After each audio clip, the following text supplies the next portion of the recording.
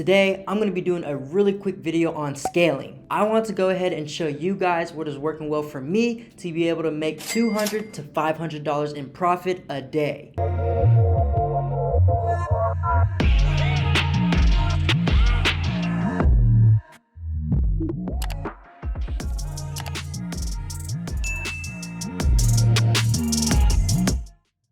What's up everyone, it's your boy Young Cow here. Before we hop into it, you guys know that we give away a free consulting call every single week, and if you want to get a chance to enter, all you need to do is these three things. First, make sure to subscribe to the channel. Second, like this video up. And third, comment the word profit with your biggest takeaway down below in the comment box. Make sure you guys stay tuned because I'll be announcing the winner of the consultation call somewhere in this video, so stay tuned to find out if it was you. First off, I want to say that scaling is only if you have the right type of data needed. You cannot scale using the methods I will be providing in this video today if you are just starting out. Your data must tell you that you are ready to scale. I see far too many people try to get ahead of themselves when it comes to scaling. One rule of thumb is by putting out more money in ad spend, that will not result in more sales automatically. This has to be combining a good product, a phenomenal ad, and a killer landing page that converts. And guys, this video will not be going over how I got to the point of scaling, as I have done that in previous videos before, which you guys can check out, and I'll make sure to pop it somewhere above in the screen right now. I want to go ahead and hop into my Shopify dashboard and order metrics to show you guys the true sales numbers right now. What you guys can see today alone, I'm already at $2,000 in total sales. I'll break down today's profit once we get to that, but let's just go to May 9th at the start of the week. You guys can see that is $1,977.75. I'm going to go to order metrics, and that same exact revenue is reflected for the 9th of May as well. Right here, that is just rounded up. So I have $1,978 in total revenue, $553 in total cost of goods, $783 in ad spend, leaving me a whopping 29% profit margin, which comes out to $573 on the 9th of May. Just to kind of show you guys a little bit more, if we go to the Tuesday, you guys can see here, Tuesday was roughly right around $1,400 in sales. I'll go to Tuesdays as well. And right there, you guys can see right around $1,400 in sales. So what you guys can see is everything pretty much stayed the same in terms of the ad spend. You guys can see that my profit did drop down, and I'm going to tell you guys exactly why.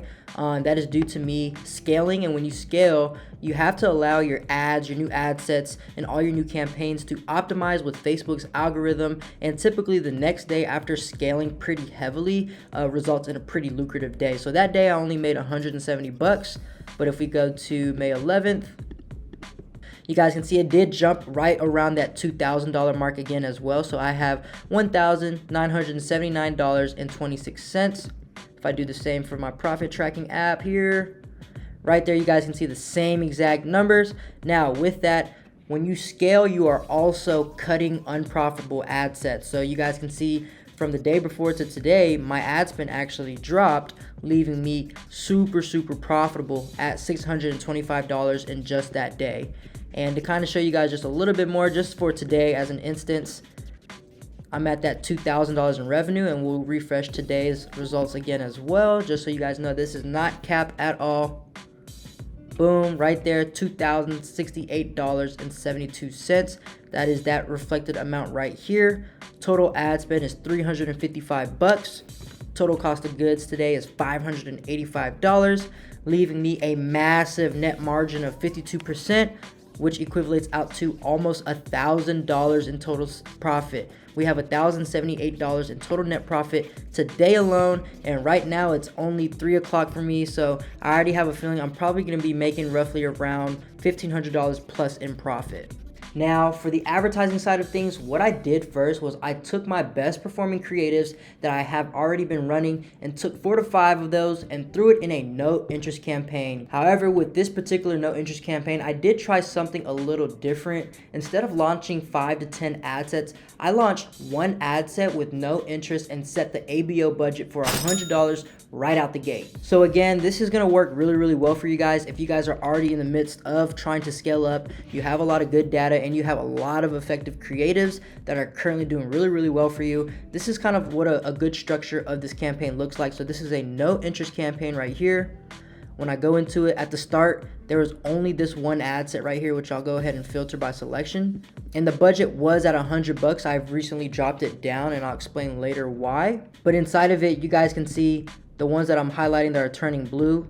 These were my 4 ads that I first threw in right out the gate, and I allowed that $100 just to go towards whatever best performing ads were currently killing it for me and bringing in the most profitable purchase for me overall. Within e-commerce, content is king. With my current e-commerce brand, I have to constantly dish out and pump out new creatives just so I can go ahead and stay ahead of the market and also stay ahead of my competitors as well. I have my own video editor on my team, so I'm able to get these creatives pretty quickly to be able to jump right into testing. When setting up my ads, I implemented a platform called Commonly to help with more accurate tracking. This way I could identify which ad sets had more purchases and which ones didn't, and I could also evaluate a lot more precisely in terms of which ad sets were more profitable and which ones were not. Commonly is a paid app and is by no means required. We still teach how to use UTMs for more accurate tracking. If you want to learn more, check out Trey's video going over UTMs that will pop up somewhere here on the screen as well. So guys, this is Commonly right here. This platform is phenomenal. This is by no means a paid sponsorship. I'm just here to tell you how extremely lucrative that you can become when it comes to using an app like this, especially if you are scaling pretty aggressively. So you guys can see right here, this platform, like, it basically looks like a Facebook ads manager. Now, one thing with this is you can't create campaigns inside of here. You can only measure your data and make adjustments in terms of cutting them off or turning them back on based on your KPIs as well. I'll go ahead and pop up my KPIs right now on the screen for you guys to go ahead and see. So you guys can see that my break-even cost per purchase is $43, meaning if any ad set spends $43 and does not acquire me a purchase, it is going to get cut. I do not want anything overspending on things that are simply not making me any type of return on my ad spend back. With the miscalculated tracking that iOS 14 has caused, Commonly basically helps to pick up on that accurate tracking that you are looking for, and it also breaks it down by the net profit per campaign, per ad set, and also per ad as well. And when I tell you guys, this Commonly worked like a charm and still is. It is so accurate. It's more accurate than I've ever seen before since like last year of dropshipping, when everything was still fine and dandy in the ads manager side.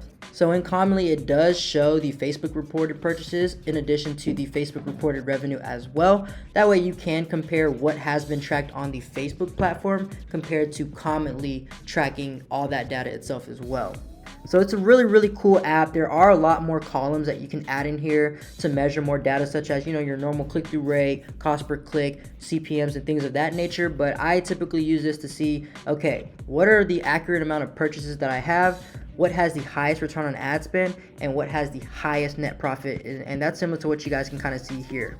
Now, depending on however much profit I've made from the night before, I'll typically reinvest about 50 to 80% of that amount back into my advertisements. And so one of the first types of scaling campaigns that I do like to run pretty frequently is what I like to call best interest ABOs. To go about doing best interest ABOs, you typically want to go into your cold audience campaign.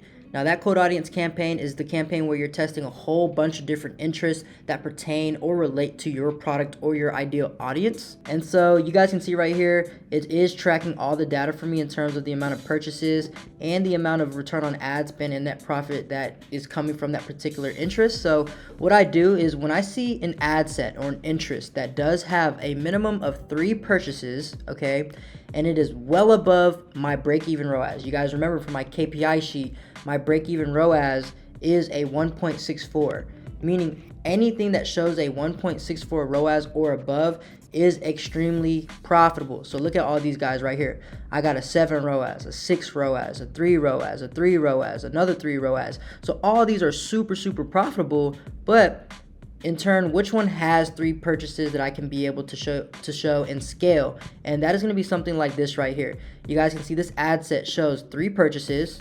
The return on ad spend is at a 6.4.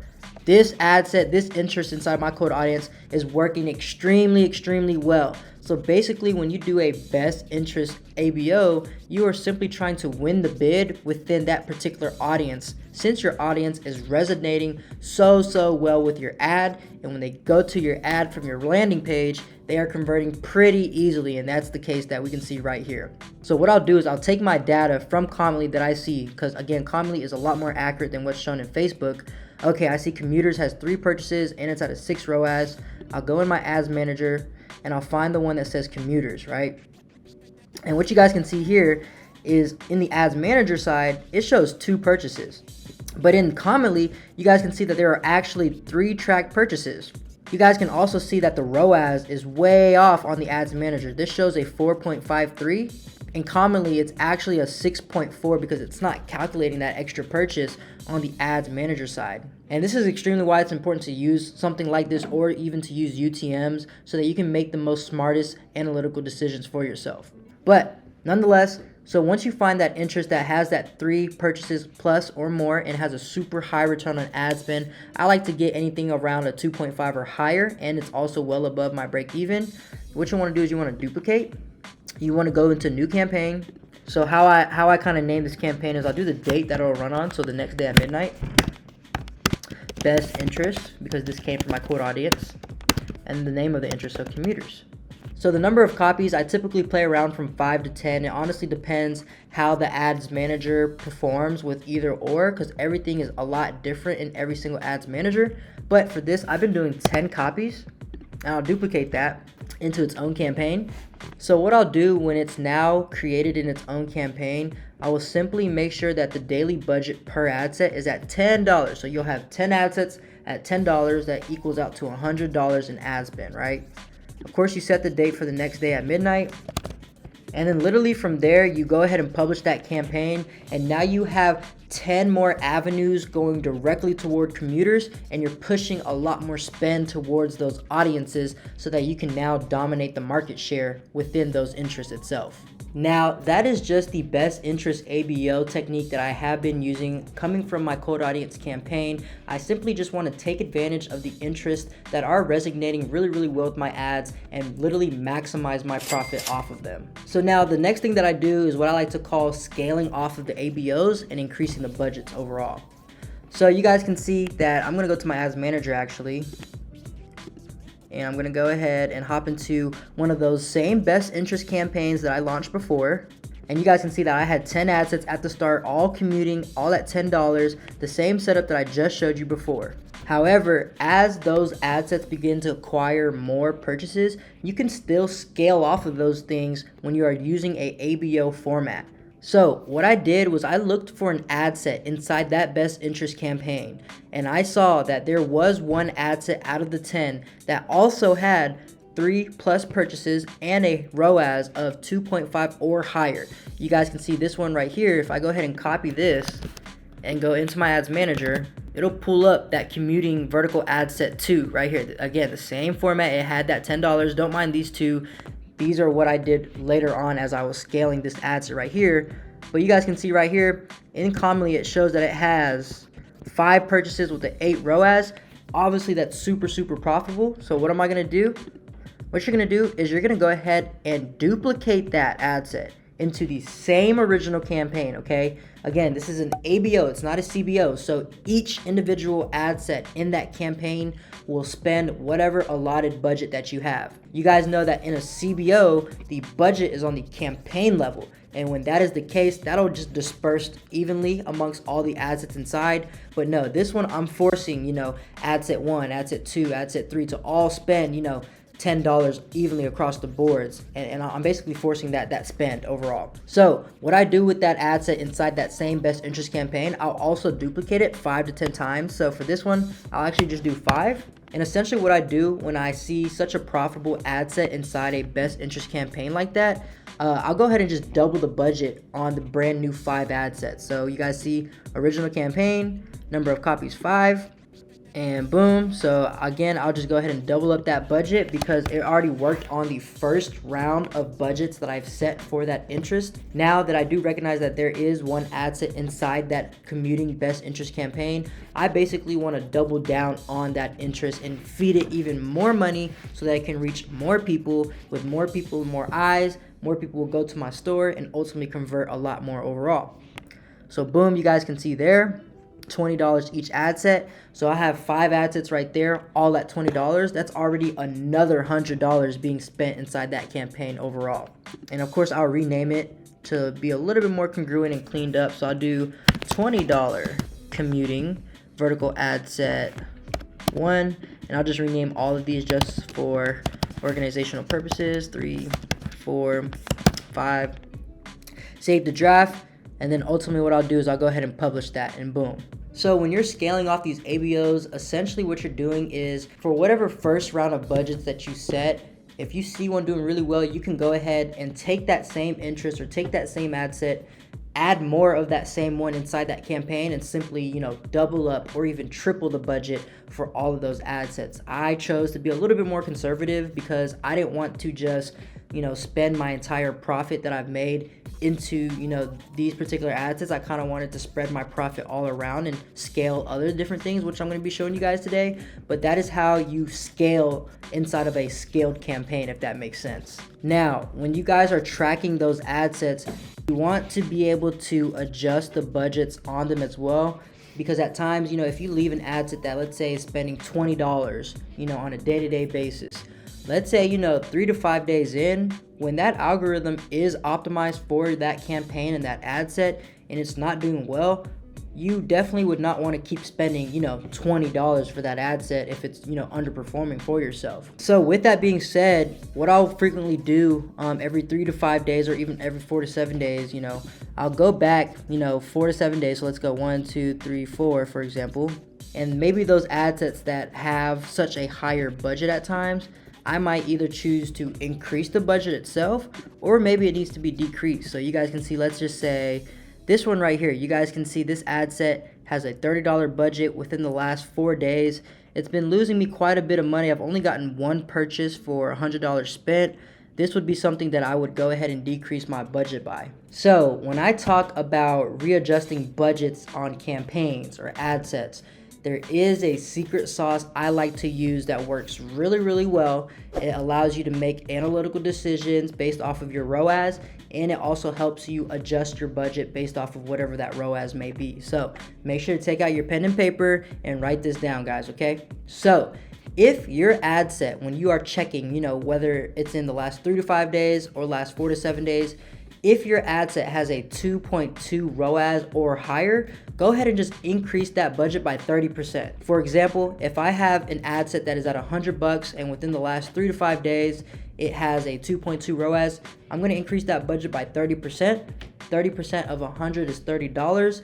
That particular ad set will go from $100 to $130 right there. If that ad set from within 3 to 5 days or 4 to 7 days, however you end up checking it, has a ROAS of 2.5 or higher, increase your budget by 40% from what the original budget was. Now, if that ad set has been super profitable and has a 3 ROAS or higher from that time span that we've been talking about, simply increase that budget by 50% from what the original budget was on it before. Now, you guys might be asking, yo, Cal, what if my ad sets are underperforming and they are nowhere near those set of ROAS and percentage increases? Well, I also have a rule of thumb for decreasing budgets based off the ROAS as well. So this helps with basically fluctuating your budgets, allowing more spend in certain areas than others, decreasing spends in certain areas. Ultimately, it will give you this pinnacle of ad spend to where you can effectively and maximize on your budget that you're spending overall. Now,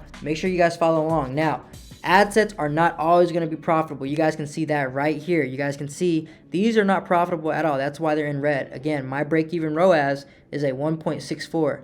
These are below that 1.64, meaning they're unprofitable. So if I have a ROAS from 3 to 5 days or 4 to 7 days of a 1.6, I will decrease that budget by 30%.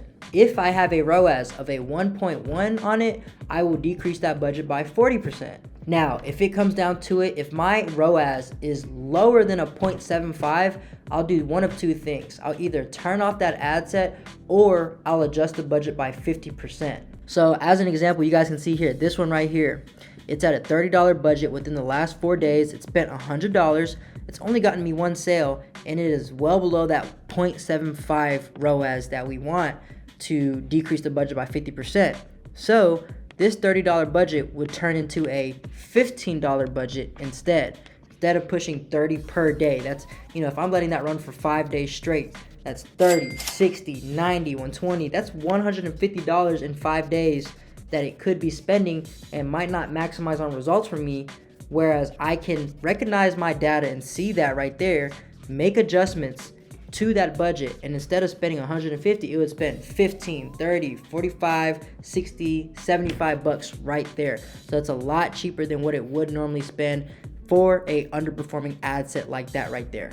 Now, one of the last scaling tactics that I have been using very, very heavily is what I like to call the surfing method. So this is a super aggressive scaling method and should only be used if you are pushing very extensively and you are already generating a lot of sales. This is how you can go super crazy in just the same day. So I'm going to show you guys an example that I was able to pull up. So if I go to 5/8, right? And what I'll look for is at a certain time of the day, usually in the morning, I want to see what ad sets might have 3+ purchases from that same day. And when I recognize something like that, what I'll do is I'll go ahead and spike that budget all the way to $1,000. I know it sounds crazy, guys, but this is when you're aggressively scaling. I call this surfing, right? At 9 a.m., if it has 3+ purchases and a super high ROAS, I'll spike that budget up to $1,000.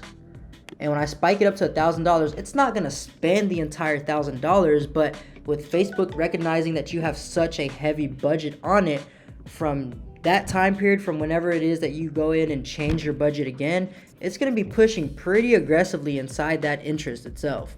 Now, all throughout the day, I typically check at 9 a.m., 12 p.m., 3 p.m., 6 p.m., and 9 p.m.